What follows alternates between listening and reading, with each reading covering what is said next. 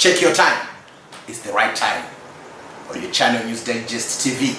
Today, in our program, we're going to have a sit down with the newly elected mayor of the city of Kwekwe, Councillor Albert Zinanga. His Worship, thank you very much for having us and giving us your time. Thank you so much, Willie. Thank you for coming. I really appreciate. Thank you. His Worship, first and foremost, I'd like to congratulate you for being elected to lead the city. How does that make you feel? Yes, I feel happy that I am now the #1 resident. I'm now the person who is in charge of the policymakers. But to some extent, you know, as a human being, you feel that the system it did not help us. Because if you look at the previous mayor, the one that I have replaced, Dr. Madzorere, is one of senior resident in Kwekwe and one person that has got wisdom, that is full of wisdom. He has served in the previous government before as a Minister of Health, and him leading us as councillors when he was the mayor, you could see the wisdom that he possesses. Is not just an ordinary doctor. So taking his shoes, it's a bigger shoes to fit, but I am ready for the challenge. I think with the little knowledge that I have, I'll be able to take the seat forward, moving on from now. How was you as His Worship? Just like to know, who is Councillor Albert Zinanga, the new mayor? Okay, thank you so much, Willie.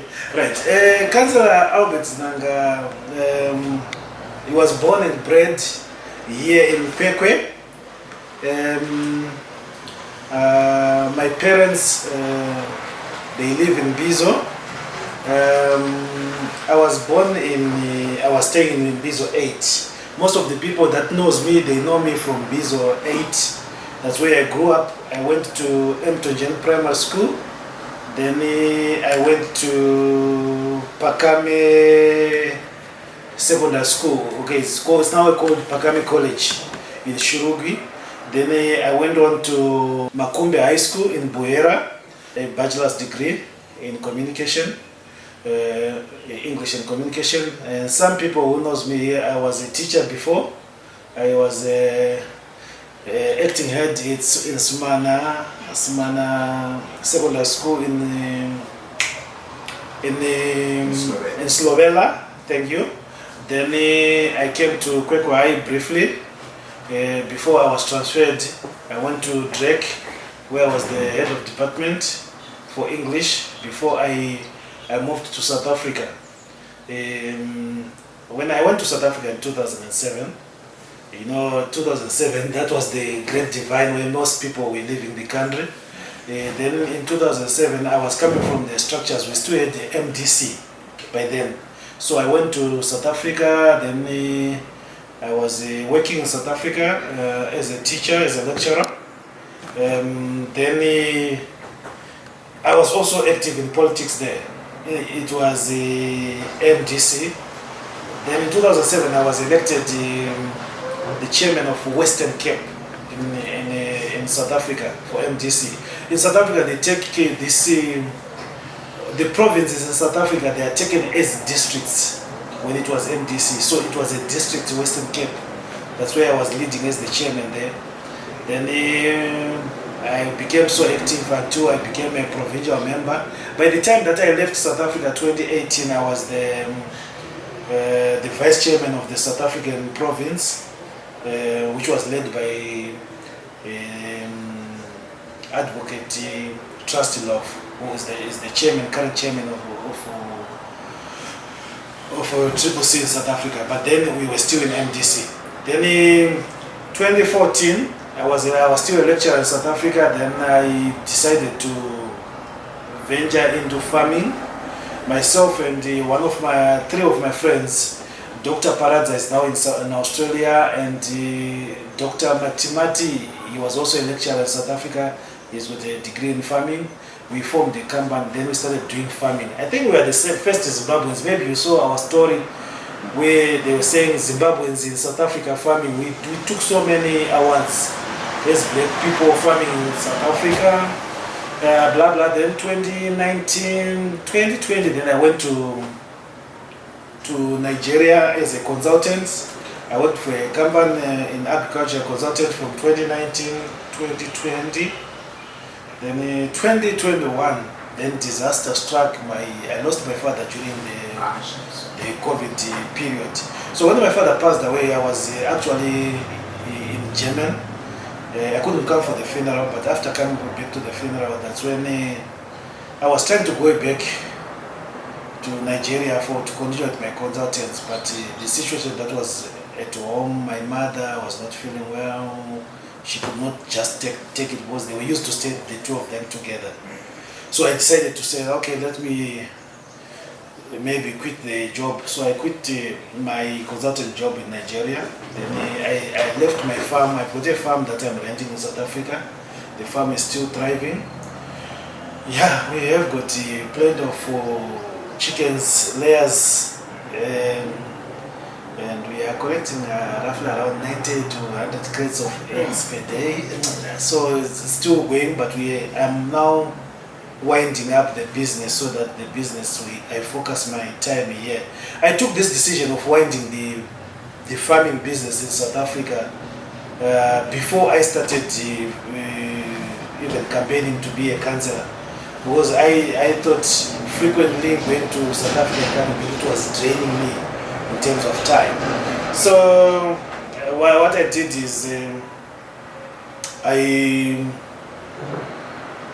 I'm relocating the farm to Zimbabwe, and also when I came back here, I decided to say, okay, now this is time to save the people. I have the energy now. I can save the people. That's when I said no. During the time when people are campaigning, I'm going to be campaigning for the what. Then I came in. During the time there, then I campaigned in the wards. Actually, I think our campaign, our roller campaign started when we campaigned for Honorable Tobaiwa during the by-election. I was the campaigning manager for her. We had a roller coaster 3 months of campaigning. Then from there, we continued engaging the people. So it was easier for me to be accepted as a councillor, to be nominated as a councillor. When the time we were doing Berikamwana came. Actually, I participated in all the processes. I won the process, then I went for the election, we won the election. Then after the election, we elected Dr. Manzarel to be the mayor of Kwekwe, and Councillor Mchingara, the deputy mayor. I was elected the chairperson for the audit, which I was doing, and actually because I had a sort of experience in that audit department, because I'm also coming from financial background. One, in the sense that I also had masters in business administration, and also I am someone who has worked in the corporate world. I have got the experience, outside experience and inside experience. From local experience. So it helped me to understand some of the things. Although, you know, the difference between the private sector and this public sector, they are two different things. So you need to learn most of the things. I'm learning. Thank you so much. I remember reading an article where you were interviewed by Reuters in 2013, and I picked what you said. I wish to go back home sometime and save my people. So you came, you were elected a councillor. Now you are a mayor. So it means it's a dream country for you. Yes. What you're saying is very true. You know, during that time where the article that you are talking about, this is when we won the South African Business Black Business Award. We came first. We were the first people to, we came first in that category. We won that prize. So we had so many newspapers. That's where that article came from. Yeah, I don't want to be pessimistic and say it's a dream come true, but it's something that I loved. There's something that you feel like when you are doing something that you need to serve your people. You need to be home.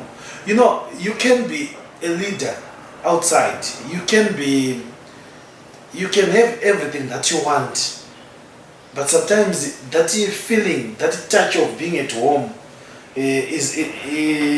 always gets in your mind, and it's something that I have been. I think even during the time of President Morgan Tsvangirai, when he came to South Africa, we hosted him for dinner, and I was telling him, we were saying, so Znanga, you want to stay here for long? I said, no, President, I'm coming back home. When I come back home, I want to serve the people. Even the same thing I said it even to President Chamisa. It's not like I was expecting to be a mayor. Honestly, this was not the kind of serving people that I had in my mind. My mind was just saying, okay, when I'm at home, I want to serve the people, be it at party level, at council level. But I never imagined myself being a mayor, to be honest. All I was thinking is, okay, I'll serve people in the party level, and I'll serve the community as a councillor. So when I said I want to be now a councillor, when I was here, I think 2021, I still remember my sister, my baby sister, Lydia Znanga, she's a steelmaker. She was laughing at me. She said, she called me Tsano. Mnozikwanisa rezvima zvokanzela zvine timing yekuti you are always busy kumafamu. No, I'm going to transform. I'm going to balance the time, business time and also the council time. I think that's what basically I'm doing. I think so far, I'm not saying I have done good so far, but I think in my ward 14, they can testify. So far we are working very well. We are balancing time, my business time, and also the time for the people. So, but honestly, I never thought I would be the mayor. I was just thinking of serving the people. So we can say maybe it's grace. Yeah, we can safely say it's grace. Okay. You have been to South Africa, Cape Town. You have been in Nigeria. You have been in Germany. You have been across the world. You have seen how cities are run. Where are we lacking as a city here? Where are we here? First and foremost, I don't want to say we are lacking, but what I'm thinking that we need to do, because if you look at the towns that you have mentioned, for example, I'll give you an example, Cape Town. Cape Town has been the best city in the world. I think at one time it was best city in the world, I think for 5 years consecutive. Then it slipped to number 2, but recently I was checking when I was researching, I think they have been the best city again for the past 2 years.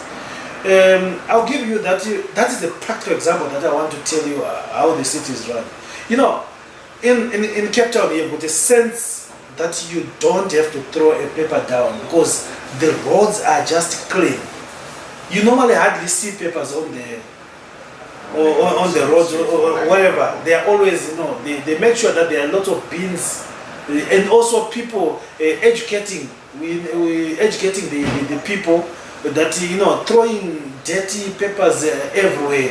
You are not just killing the city council resources, but you are not also showing the sense of belonging to the city that you are. So when you look at the cities such as Cape Town, you feel like they are a step ahead of us. One, in terms of resource-wise. Two, in terms of, I don't want to say leadership, because when you say leadership, it comes with the human resources. I know we have got big, good brains here, especially in this Kwekwe City Council, this chamber. If you look at got people like Dr. Mkala, she has got, I think in terms of academic, she has achieved, she's almost close to the ceiling. So she has achieved well. So she's leading the management team. Then we have got capable hands. But what is required is resources and also in terms of implementation.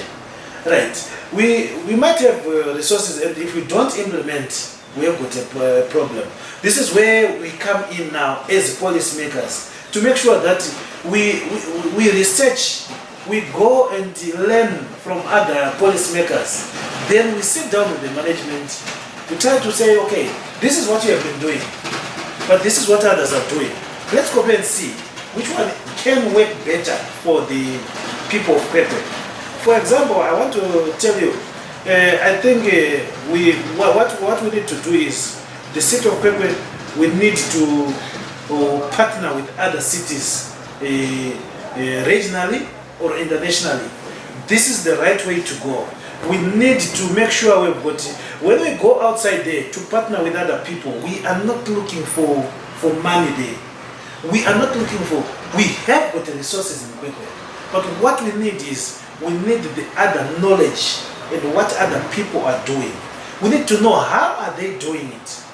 We need to know what is it that they are doing that we are not doing. Then we also need to go and you know, when before I was appointed a mayor, I am someone who is touched by the city. I love this city. I was doing researches about other cities. You have got some cities, especially in South Africa, that are close to Joburg. Those cities, those small towns there, they have got the same environment and same geographical elements like Kwekwe City. You have got small towns that have got that are surrounded by farming and that are surrounded by mining. We need to go there and check what is it that they are doing. How are they managing the miners in terms of effluent disposal, in terms of chemical disposal? How are they doing in terms of these miners, these mines? How are they contributing in terms of revenue to the city? You know, then we come back here. Let's say we say, okay, we have got mines here. What are they doing? How are they contributing to our fiscus of the city? Then what is it that they are doing wrong, like in terms of effluent disposal? You know, so it's a game of learning from each other. But the best way, I don't want to lie, we are now living in a world of technology. We are now living in a world where information is very, very vital. We need to take from the other local authorities here. Okay, I know for a fact that Kwekwe, I think, yes, we have got our challenges of water, but I think we are so far the best city that is providing water regularly to its residents. Yes, we have got challenges, but we are trying to do everything in our power. But we have got other cities that are doing better in other areas, like probably refuse. We need to go and see, okay, Harare, what are they doing in terms of refuse? What kind of problems? Because if you look at the media always focus on Harare. So we know much about Harare because that's the center of Zimbabwe. But we need to go to Mutare. Let's say, Mutare, how are you doing the issue of refuse? We learn with each other. Them, Mutare, come to Kwekwe, see what we are doing. How can we help each other? How can, you know, the other thing to, sorry, I was talking about Mutare. So I was saying we need to, for these councils to visit each other for a learn and look situation where even Mutare, Harare, they come also to Kwekwe and say, oh, Kwekwe, you are producing, you are doing well in terms of water, supplying water to the residents. How are you doing? Then we show them what we are doing. Then they also, okay, we also tell them, okay, you guys, you are doing better in terms of refuse collection. How are you doing this? We learn from each other. And the other thing that you have mentioned when you were talking about towns that are outside that I've seen globally. Yes, I was also, when I was in Germany, but I see most of the things that is happening there is now even happening here in Zimbabwe. We need to take Kwekwe to a level where you don't come and pay your bills here. You need to pay your bill in the comfort of your house over the phone. So we need now to take to move Kwekwe in line with technology. You understand? We need to make sure that our ICT department, they take Kwekwe, they market the city of Kwekwe. We need to see Kwekwe being marketed through Twitter, Facebook, you know, all those social networks. Do you know, we have got small towns such as Bindura. I was talking to the mayor of Bindura yesterday. He was showing me his app. He said, this is the app that you are running. You know, it's easier for them to track even things, to know today the refuse truck was supposed to collect in this area, but they didn't because of the application that they have. So we are saying, Kwekwe is a big city. So we need to move in line with that one. We need to improve our communication department so that the city should be on the map. When I say on the map is, we don't have to struggle to explain to people to say, I come from Kwekwe. The moment that you mention Kwekwe, they should quickly get it in their minds because it's well marketed. This is the level that I'm thinking. I'm also happy that Dr. Mkala, she also has got that vision of saying, let's move with technology, let's put Kwekwe on the map. And also I'm happy to say the minister yesterday, Minister of Local Government, Mr. Chitano yesterday mentioned about it, that local authorities, you now need to move in line with ICT. We now need to move with technology because gone are the days where we rely on information in queuing or for paying in, you know, we just need to move in line with the current trend. Wonderful. This worship you mentioned is something in Cape Town, the level of cleanliness, the level of this consciousness in terms of environmental stewardship. That is culture. What kind of culture do you wish to see in Kwekwe if what you've said will come to fruition?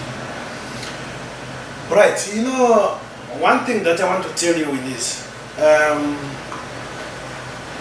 what I have seen academically and also practically is that change is something that needs patience. I can put it that way. Because when you want to change something or when you want to do something, you always find the resistance. But when people gradually understand what you are trying to do, or what you are trying to put across, then they will buy in. What I have seen in Cape Town, I didn't see how it started because I went when the culture was there already. But when you look at the other people, checking with the other people that were there, I can't remember the DA mayor that was there who introduced this thing. There are certain things that we need to first put in place before we start publicizing or before we start telling the people. Of course, we are going to need public education, educating our people. But before we do that, we need to first make sure that we get the resources that we put in every road or in every corner of the town. We put the bins. We are not, let us say, we are not going to take it to say, we can start it with a feasibility start to say, let's focus in town. Let's conscientize people in town, in the CBD, that when you finish eating something, don't throw it on the ground. Throw it to the next bin that you find. Let's conscientize people. Let's take it as a small pilot project to say, let's make Kwekwe clean. Together we can make Kwekwe clean. But how? Whenever I see my fellow resident throwing the paper, you don't shout at him, but educate him the importance of bins in the town. Let's start by even having our municipality policies patrolling in the city, and we have fines that are specifically designed for each of the things that we have grouped as a problem, or we group them as the things that are making the city dirty. So let's, for example, we say if you throw the paper down, there's going to be a fine. Of course, it go through bylaws and stuff. You are going to be paying this amount of money. You pay this amount of money. Then we enforce it. Sometimes, like I said, it's going to be very painful to people refusing to pay fines and what. But what is important is once you started something, make sure the implementers, which is the management, the policymakers, the security, the police, everyone will come together to say, this is what we are going to do, and we will do it. It's going to be a painful process which will make us unpopular. It will make us unpopular with the people. But at the end of the day, we'll be saying, we want to achieve a clean Kwekwe.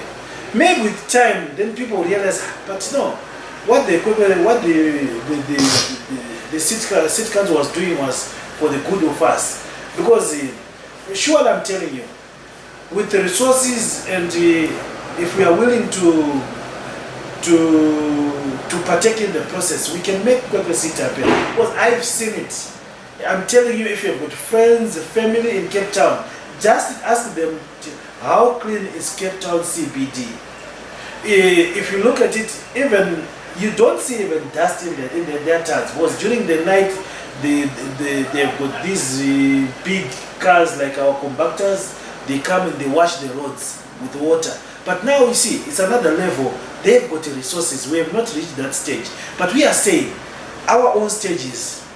Let me not throw my water bottle down. Let me throw my water bottle in the bin.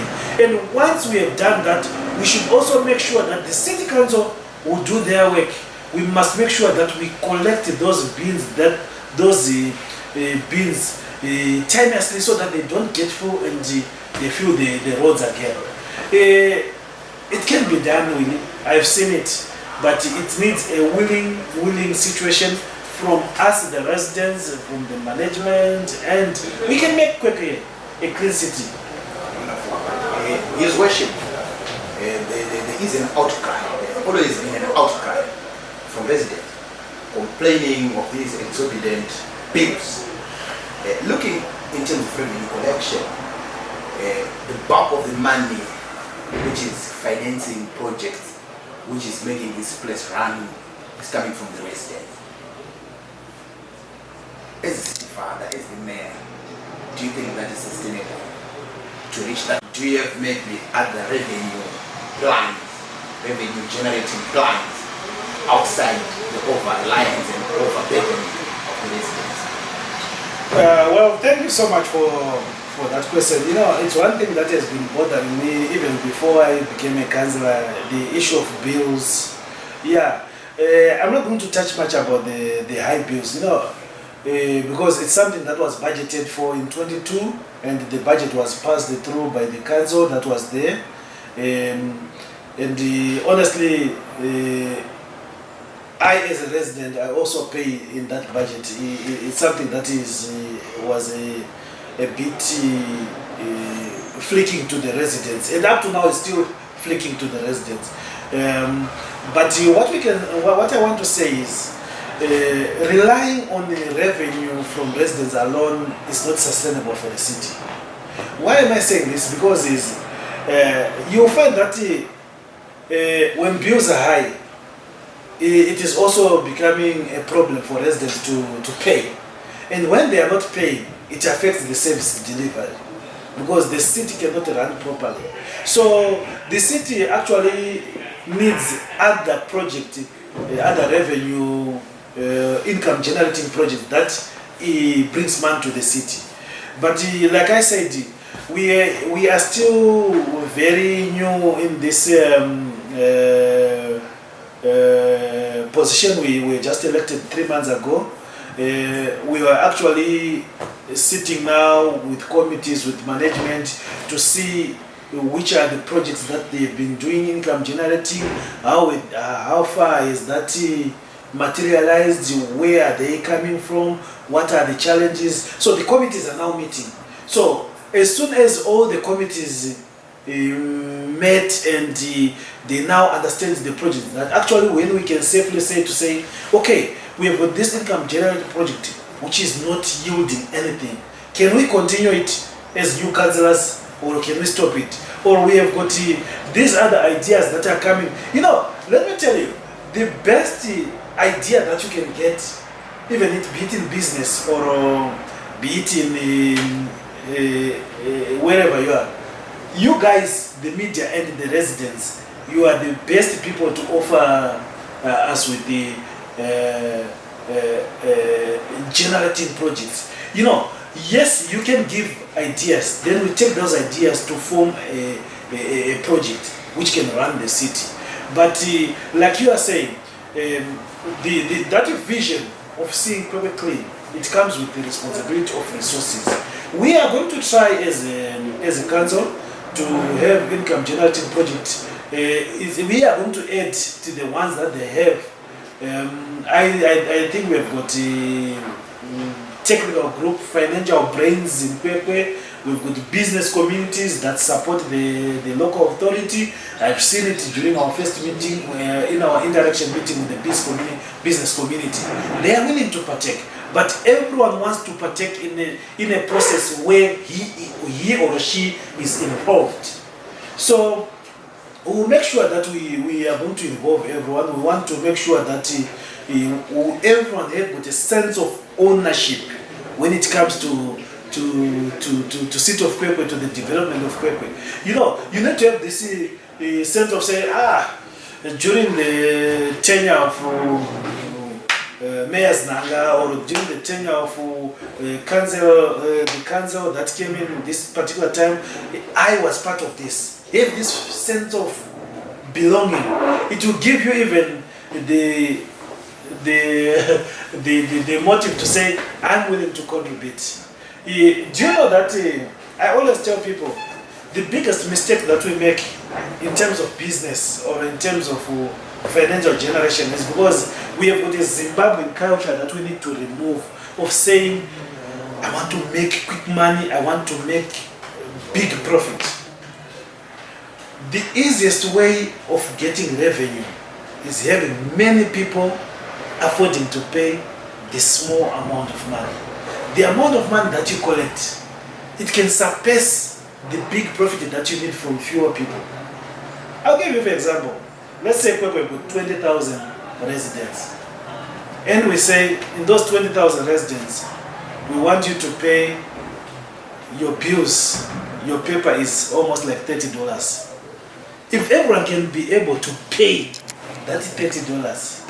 Okay, so I was talking about the revenue, to say the biggest contributors of revenue is not the big monies that we chase. I'll give you, let's say, example, we've got 20,000, let's say 25,000 residents in Kwekwe households. If you tell them, okay, instead of $60, $70 that they've been paid, say, okay, we want you to pay $30, but make sure you pay your $30. Do you know that we will flood all the collection points? People will pay. We have enough money to cover the things that we want. I'll give you a good example that I learned also in Cape Town. You find a Zimbabwean person owning a shop, and you find a Somalian person doesn't own a shop, but has got a small table outside with sweets. At first I was saying, these people, how do they survive? How can you sell sweets 5 cents in South Africa? What is he doing? How is he going to make? But at the end of the day, you see those people driving big cars. At some extent we were thinking it's drugs and stuff, but it's not drugs. But this person is saying, I want to make sure at the end of the day, I sell 200 to 300 sweets. If a packet of sweets of 20 or 30 sweets was giving the person a $1 profit, if he sells 300, 400, it means he gets $20 every day as profit. Because he is looking at selling more, he's looking at selling the quantity and less returns, but his returns will be accumulated because you sell more things.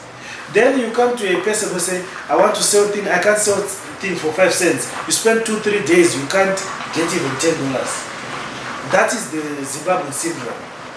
It's a syndrome that we have as Zimbabweans to say we need things that have bigger profit. But the bottom line is, let's do things that is affordable to many people so that many people will subscribe to your vision. Many people will pay their rates. Once many people pay their rates, we are sure that we'll be able to get revenue to provide these essentials. And also, we need to be practical. We need to take, say, a city to regional. Let's have regional partners. There are some local authorities that have got better infrastructure than us. Let's engage them. Let us have a partnership with them. Then they'll be able to assist us. Even maybe you can think of line of focus or line of saying, okay, we want you to help us in service delivery, in refuse collection. You have people that are willing to assist. What they want is, they just want to have people with a clear business-minded, people with a clear vision. Where do you want to take Kwekwe to? Once we've done that, you are even ready to go to even international partners. Because the modern era that we are living, we cannot share, we cannot run away from it. We are now living in a global world where we need outside also to help us to achieve our vision. Yes, we are about to conclude this worship. Let us look at the issue of vendors. We've seen in recent days municipal cops chasing vendors on the streets. Is there any from your perspective, is there any sustainable way of dealing with vendors in the streets? Okay. You are talking about the vendors. The issue of the vendors, I'm not sure about if you are talking about the recent events where there was an outbreak of cholera. Most local authorities, they were trying to contain this cholera disease. So we were having issues where as a local authority, we had to step our authority, because if we don't do that, if the disease comes, it will affect everyone, including themselves, the vendors. But the issue of vendors, we are not fighting the vendors. What we want is to regularize them. Once we regularize them, we want to make sure that wherever they are operating, there should be facilities such as toilets. Because if you look at the vendors that are operating in town, you ask yourself a question, where are their ablutions? Where are they using? Because there's no toilets there in the CBDs. There's no public toilet in the CBDs. So most of them, they end up looking for open spaces. And if they look for open spaces, they defecate there, they urinate there. It is against the vision that we are talking about, to say, let's make Kwekwe clean. So we are in the process. We have already started the process where there are bylaws. There are laws there that governs the vendors. And also there are some resolutions that had been passed by the previous council. And those resolutions, we need to re-look into them and also see what best can we do for the vendors. But we are against the issue of saying, if I wake up today and say, I don't have money, I just want to be a vendor, then I woke up, I'm start selling in town. So let's regularize the vendors. Let's make sure that the vendors, we have got a proper database. Remember, vendors also, they contribute to the fiscus of the council. Yes. So we need to make sure that once they are registered they are properly propagated to their places. We know that as council we are going to benefit in terms of revenue. We know as council that we will be able to control the city, to control the town. Because there's one thing, I don't want to lie, if there's one thing that irritates me with it, when you walk in town, you hear a car driving Honda Fit, in the middle of the town. It doesn't give a nice perspective of the town. We need those people. If we say these people, they want to load people, let them have a proper place where they are going to load the people. Not to make noise in the entire city. And the moment we allow it, we are allowing lawlessness. Everyone will do whatever they want. So this is where we are saying, we are going to stop that. Let the people go and load in the proper bays where they are supposed to take people. Kwekwe, Eslovela, Jombe, we don't have any problem. We need the revenue. Let them pay. You understand? We are I think you can see we don't want to testify the green outside. It's money that we are putting to put the vegetation, the lawns and everything. We are trying to beautify the city, to make the city clean. We want everyone to have a sense of belonging to Kwekwe, but we need order. And the vendors, they must help us. For example, I heard yesterday, I received a call when I was coming to Harare, one of the vendors saying, why are we allowed to pay when others, we have got the so-called, the committee leaders, some of them have got 4 markets, some have got 4 or 5 markets, and they are not paying. They said, no, there's no such privileges. Because you can't say you're a committee leader of the group of vendors, then you've got 4 markets and you're not paying. Or you've got 5 markets and you're not paying because you're a leader. Then it means you're depriving city council revenue. Let's have one person, one store or one vending spot. But the first thing, we must make sure that they are at a place where we have got facilities for them, for health-wise, so that they don't just go and use toilets everywhere. But in terms of the operation-wise, we support the vendors, but we are saying, let's regularize them. Let's make sure they are not disturbing the movement of the people in the CBD. Look from the discussion we've had so far. Right. What I want to say is we want to make Kwekwe City great. Together, I think in Ward 14 where I come, in our WhatsApp group, the WhatsApp group is almost about 600 people. In that WhatsApp group, my statement, I've got a signing statement that I always put at the end of it. And in Ward 14, I used to say, let's make, together we can make Ward 14 great. Now I'm now the mayor of Kwekwe. I'm signing it off to Kwekwe again to say, together we can make Kwekwe City great. Who is together? Town management, policymakers, which is the council, residents, business people, church leaders, community leaders. We are saying, let's come together. We can have differences here and there, yes, because we're one family, we're bound to have differences. But our ultimate goal is to see Kwekwe moving in the right direction, is to see Kwekwe great again. I'm telling you, if all of us will, and also, we are not going to leave. You guys from the media fraternity, you are supposed to make Kwekwe great again. We need you to partner with us. We need you to work with us at council so that we market the city. I always tell people, if you want to know the problem you always get it from the media, because media people, newspaper people, they research, they look for issues. So we must not sweep under the carpet. We need to know where the problem is and we take it. So we also need the media to come and help Kwekwe move forward. We need everyone. Actually, I want to say, the residents of Kwekwe, we need your support. I need your support as the mayor of Kwekwe. Together, we can make Kwekwe City move forward. Together, we can make Kwekwe great again. I thank you. There, you have heard it. That is the city of Kwekwe Mayor, Councillor Albert Zinanga, delving into issues, sharing his vision for the growth and the development of the city.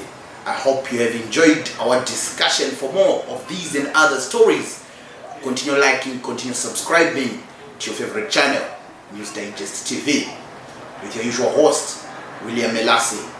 Until we meet again next time, thank you. May God bless you.